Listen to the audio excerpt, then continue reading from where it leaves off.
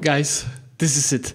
France is officially getting the biggest mission tree in history of EU4 with 85 missions. We will see plenty of new missions with, again, a lot of good choices and different paths to play as, new events related to France's government reforms, new vassal type, and even new idea. Yes, France is gonna have two different ideas right now. Let's get straight to the newest dev diary for 1.35 patch and DLC. And before we start, I would like to point out a new project that I started a couple of weeks ago that is called EU4 ABC. Those are short 1-minute videos trying to explain semi-experienced mechanics that you should understand to get your level of the skill from low and mid level to the higher level. You can see there are stuff like how to steal the technology, advisory events, where to build manufacturers, how co-creation cost works, and many others, and I have plenty more to go. And I know that some of these videos have cut reach because they are short, so if you would like to learn more about this mechanics in EU4, please do follow this playlist, which I'm linking in the description and the pinned comment, and let's get to the dev diary. First of all, we get an explanation why the hell France is getting new content even though it got some content not so long ago, right? In Rule Britannia, I think. Well, the main fault here is that the great powers, the most important and the biggest nations in this time, are getting a rework, a revamp of their mission trees and setup, so they don't feel so bad compared to great content of Lions of the North and Origins DLCs that, you know, took the mission trees and the setup of the countries to a new level. That's why I had China, we had Japan, we had Moscow, we had the Ottomans, and now we are jumping into France. So why the hell there are 84 missions for France? Well, the main fault is that, you know, Paradox knows that most of you don't play past, I don't know, 1550, 1600. You get bored by the game too fast because you dominate everything and it's nothing to do.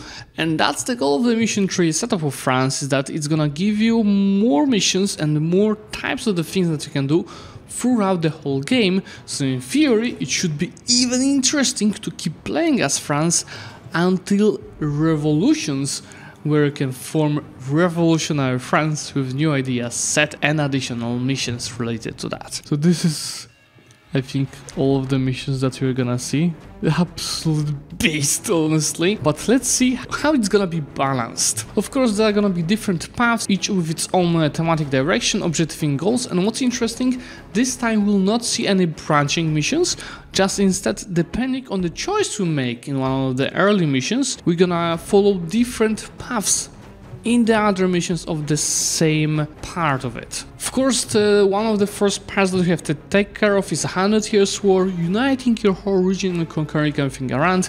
If you do that, you're gonna get 10 power protection permanently, so that's very interesting.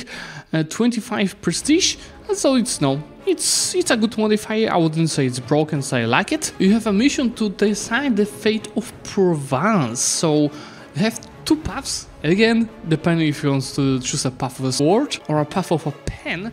Now if you go in ally Provence, you have a chance of actually subjugating them, I think creating a personal union. But at the same time you can also go the expansion path, which is gonna obviously cost you a lot of expansion to go and conquer them, but in exchange you're gonna get minus 15% access expansion for 15 years, so in some of the cases it might be actually worth to go and conquer them manually instead of using a pen. Then another part of the mission tree is gonna be focused on your relationship with Pope.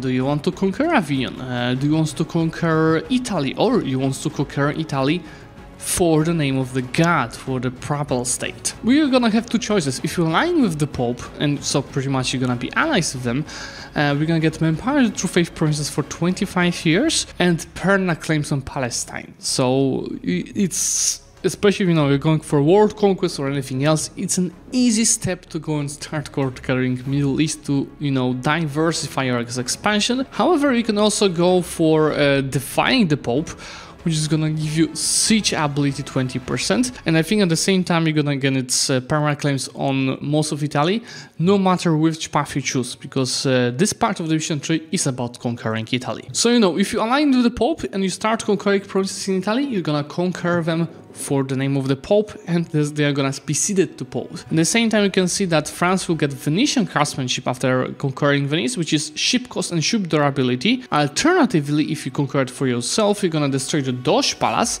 but instead you're gonna get diplomatic relations, reform, progress, growth, and all states loyalty equilibrium, so kind of a Doge Palace bonuses. It is also important that it's noted here that you also have a choice to shift your approach before you embark on this conquest path, instead of opting to have Italy directly for yourself, so you can still change what you want to go and follow. So if you complete the mission by aligning ourselves with the Holy See, the Pope will coronate our next ruler, granting the special bonuses. Okay, so next ruler is gonna get stab cost modifier, prestige, advisor cost, and legitimacy. Okay, but nothing really OP. And we're gonna get event cooperating with the Holy Father, or whatever it is doing. Alternatively, you can get Golden March in Italy modifier, just monarch, military skill, and gov capacity modifiers. So I think these two are pretty nicely balanced. The Golden March will either have the Pope coronate your ruler or grant you a new type of evolving modifier. This reward will grow in strength as you conquer Italy with each mission you complete. Okay, so the more you get, you got the more missions, this modifier is gonna keep growing. This is actually interesting. Now we have the House of God. If you complete this mission of aligning houses with the Holy See, there's gonna be an event called the Treaty of the Golden Balls. And what the hell is this doing? So this allows us to march Papal State without getting any negative modifiers. So we first conquer everything for the Pope, and he takes the expansion for conquering the provinces, and then we march Pope for free. Beautiful. Of course, Pope can still decline the offer, so it's kind of RNG, but I know that most of you just save scamming, so you're gonna always get that. Alright, this whole Pope path is ending with expand the French domain mission, which, let's see what it's doing. If you have aligned with the Papal State, they're independent, the Treaty of Golden Bull will happen, but we already got the Treaty of the Golden Bull earlier. If you have aligned with the Papal State, they already are subjects, so we had this event. Then we're gonna get early papal influence until the end of the game, so it actually might be worth for you to stay Catholic instead of going Reformed or Protestant. Then the Papal State country change the Kingdom of God, and they're gonna get discipline, monarch, administrative skills. That might be actually a cool idea for a co-op campaign between two players, France and Papal States, if if you're playing with your friends. Alternatively, Golden March modifier will be further amplified by 5% admin efficiency. So again, I think this is nicely balanced because this is also ultra strong modifier, but on the other hand, Holy Italy for free, who would defy that? Another part of the mission tree is about dealing with Iberia, and here again we either do it with allying one of the Iberians and helping them conquer over there, or we're gonna conquer Iberia by ourselves. So this is a really good approach, right? It's not like you have to go and do this to complete the mission. No, you choose. You go this path or you go this path, depending what type of the gameplay you want to do. And in some of the cases, let's say in Italy, you can do a Pence approach, where you vassalize Papal State. But maybe you want to go and conquer Iberia, get this gold mine and unite everything, then here you can just choose the conquest path instead. So for example, if you cooperate with Iberia, you can get tech cost, settlers increase, and shock damage received, which is really nice, and as long as we maintain our alliance. So at one point we have to probably conquer this, unless you want to just maintain Iberia unconquered, then this might be worth it to keep these bonuses. And this is also a good thing that is mentioned here. If you conquer just one province in Iberia, you're losing this modifier. If you allied to one of the nations over there. It was mentioned at the start of the day that the goal of this mission is also to showcase all the different actions that France did or could do throughout its history in the time period of EU4. That's why one of the paths is gonna be related to dealing with the HRE, where you can choose one of the two paths, either uniting HRE, meaning becoming actual emperor, or shatter the HRE and take it all for yourself. So if you decide to bid for the emperor, you can get diplomatic reputation, great relations with every single elector, and additional power projection. And then if you sway your opinion of the electors enough and you get the vote, you can unlock a mission that is, and this is I think utterly broken, removing Axe expansion of every country member in the HRE. So imagine right now, you're conquering like crazy, you prepare this mission, you take so much land, let's say in the England or in Iberia, that you have 100 Axe expansion for HRE. Of course, you also need to have enough Axe expansion to keep the good relations with electors, but then you just click this mission and poof, AE? What AE? It just disappeared. That's why I think maybe not remove, but half our expansion. You know, that will be a little bit better. At the same time, getting a diplomat and for travel time, and there's an event called Heirs of Charlemagne that is getting triggered for the current emperor, so probably Austria.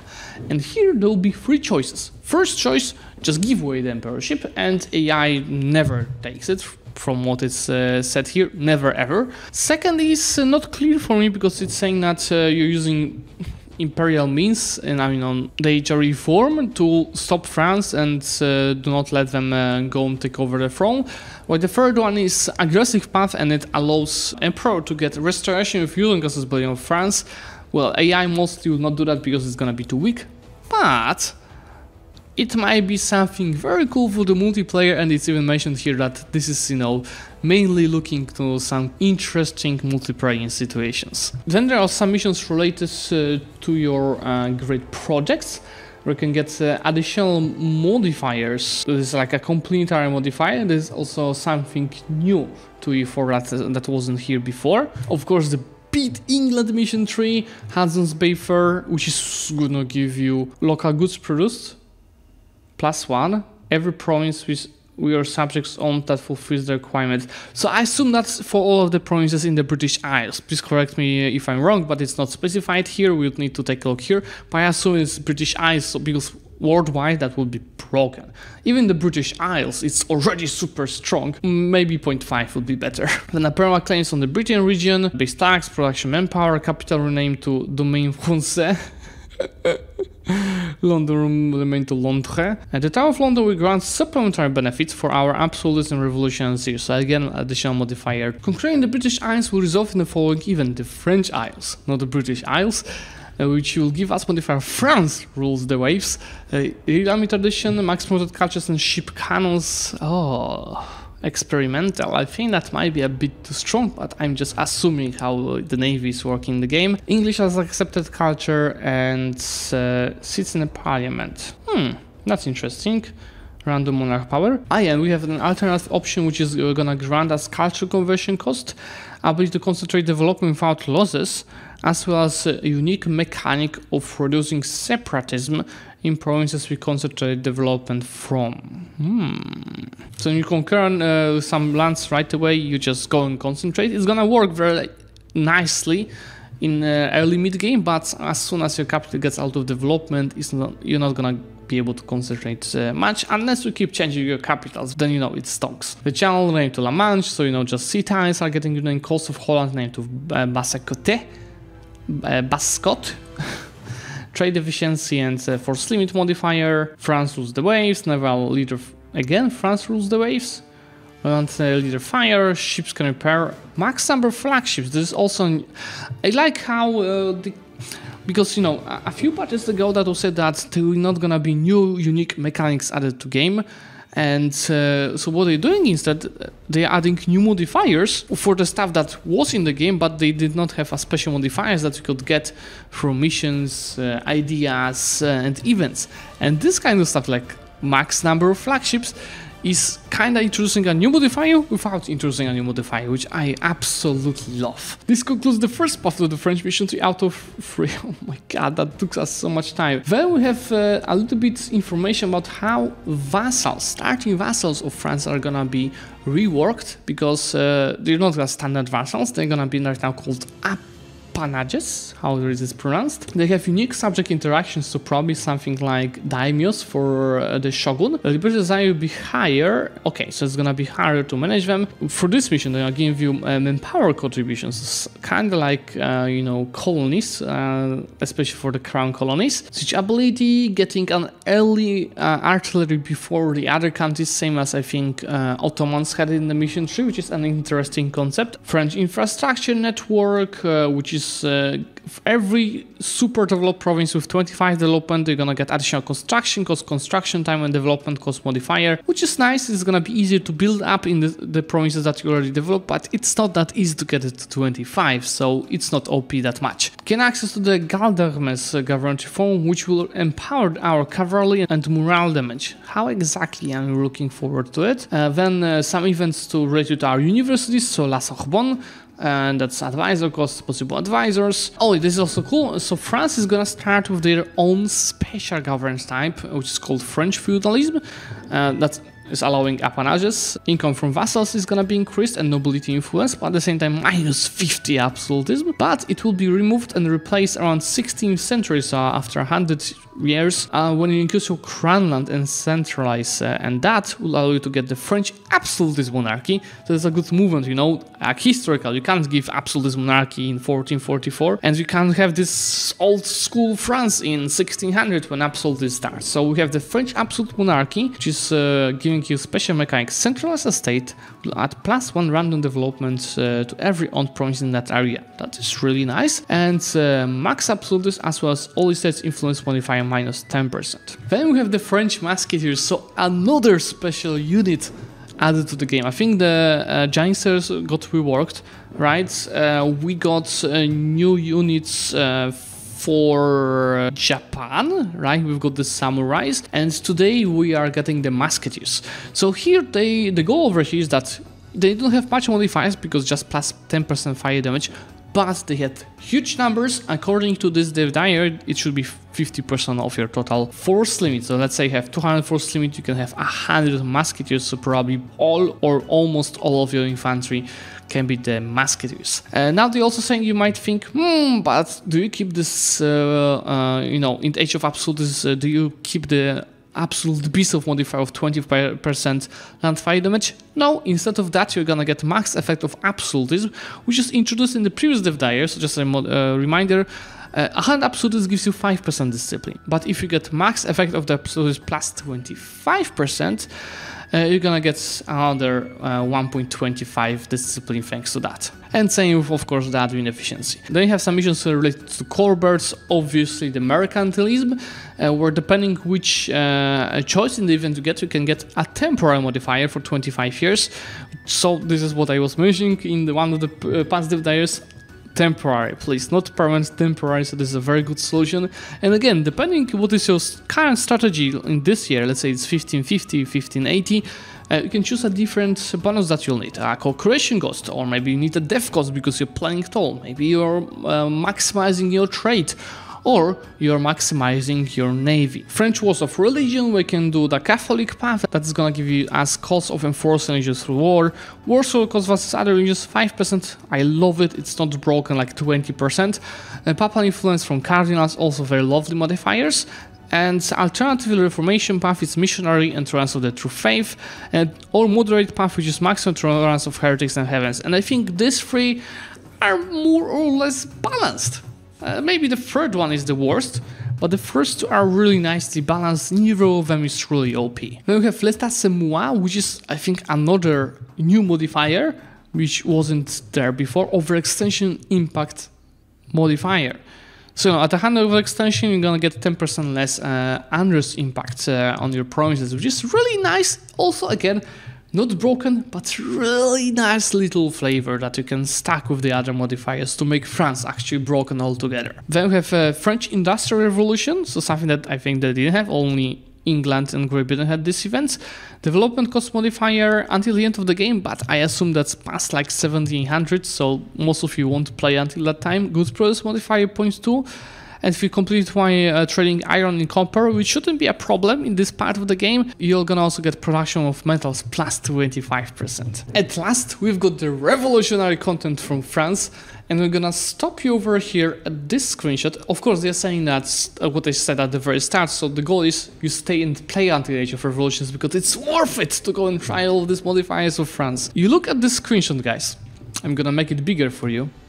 And tell me, and mention the timestamp in the comment, tell me one odd thing that you can find on this screenshot. Very odd, very nice, and a lot of people were asking for that for a long time. And I'm wondering how many of you will notice this. Let's go and just move farther to another part of this dev diary. So we've got Revolutionary France gets Napoleonic Warfare for 25 years, artillery combatability, movement speed. So you know, historically Napoleon was increasing the speed of the march of the armies when doing his warfare, and so it was like a shock for his enemies, especially in the early wars. So this is really a good idea to include this as a modifier.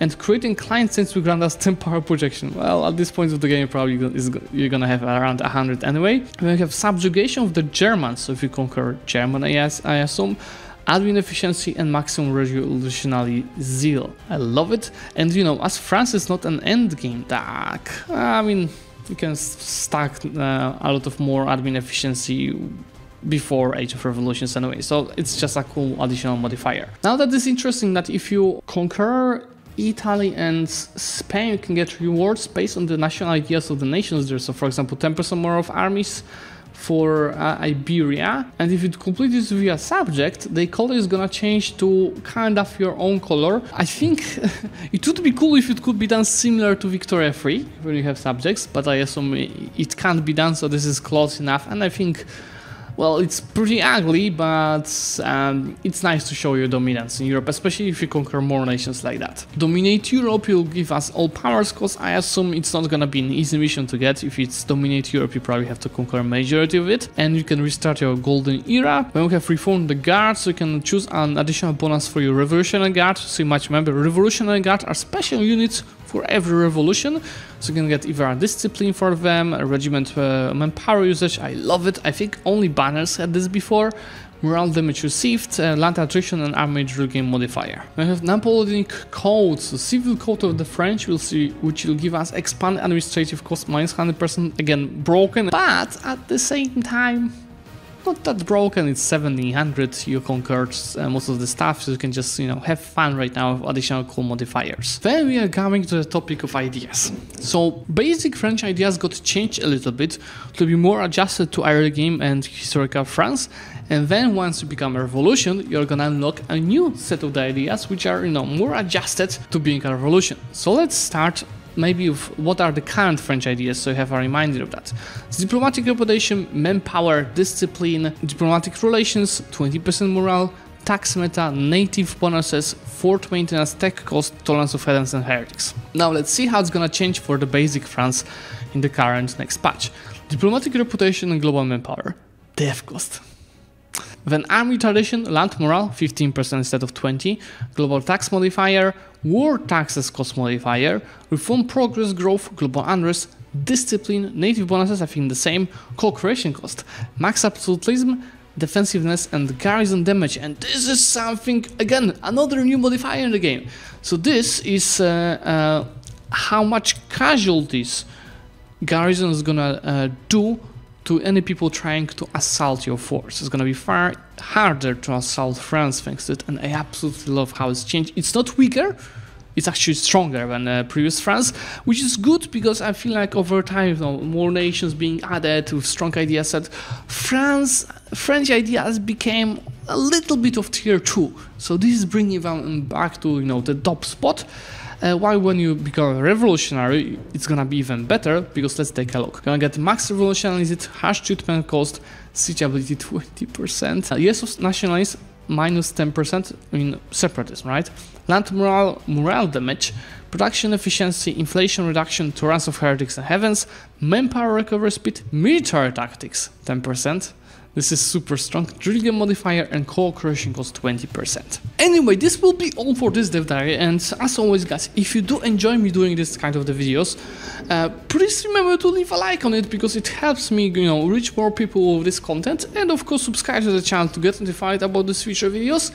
While next week I will see you guys discussing changes to Iberia.